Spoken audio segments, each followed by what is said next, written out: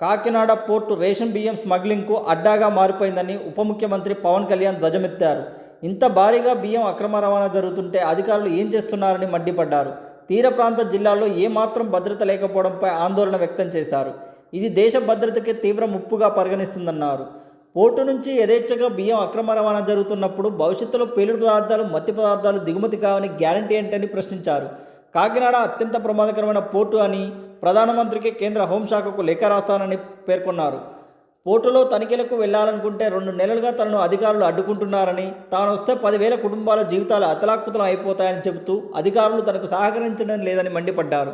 తనిఖీల కోసం శుక్రవారం సముద్రం లోపల నౌకపైకి వెగులుతానంటే అక్కడ అధికారులు అడ్డుకున్నారని, ఏంటని నిలదీస్తే వాతావరణం బాగోలేదంటూ డిప్యూటీ సీఎం అయిన తనకే కథలు చెప్తున్నారన్నారు.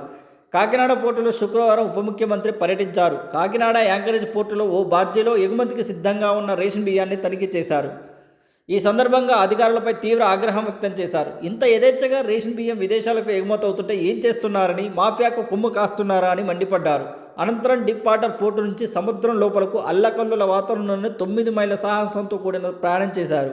అక్కడ నౌక ద్వారా పశ్చిమ ఆఫ్రికా దేశాలకు ఎగుమతి చేయడానికి సిద్ధంగా ఉన్న బియ్యాన్ని తనిఖీ చేశారు.